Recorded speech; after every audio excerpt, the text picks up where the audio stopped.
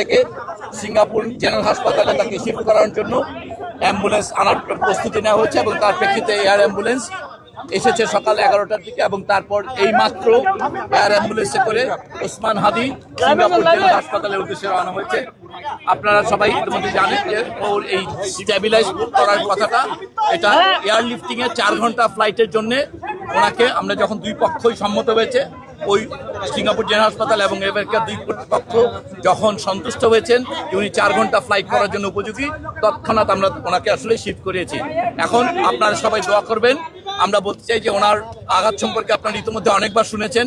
ওনার গুলিবিদ্ধ যে মস্তিষ্ক, সেটা ছাড়া বাকি অর্গানগুলো আল্লাহর রহমতে বলা যেতে পারে কিডনি, হার্ট এবং রেসপিরেশন, এই 3টি ক্ষেত্রে এখন পর্যন্ত এটাকে নিয়ন্ত্রণযোগ্য এবং বিভিন্ন ওষুধ এবং অক্সিজেনের মাধ্যমে সেগুলোকে মোটামুটিভাবে এখন পর্যন্ত নিয়ন্ত্রণ করা যাচ্ছে, যে কারণে উনি এই ফ্লাইটটা কমপ্লিট করতে পারবেন।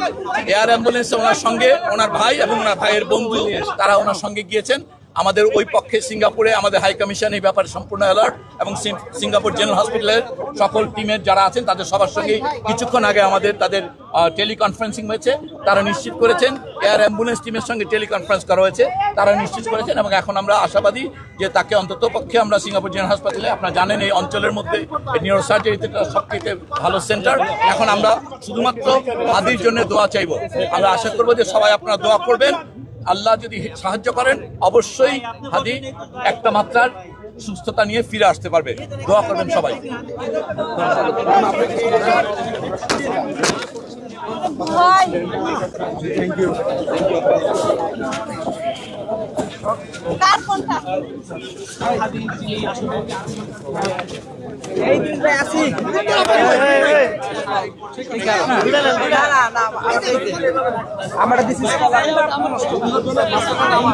যেমনটি আপনারা দেখছিলেন, এভারকেয়ার হাসপাতালে থেকে বিমানবন্দরে এসে ওসমান হাদির যে শারীরিক অবস্থা সেটি সম্পর্কে তার যে মেডিকেল বোর্ড, সেই মেডিকেল বোর্ড থেকেই আসলে এতক্ষণ আপনাদেরকে জানানো হলো ওসমান হাদির সিঙ্গাপুর যাত্রার সর্বশেষ তথ্য এবং সেটি কিন্তু শাহজালাল আন্তর্জাতিক বিমানবন্দরের যে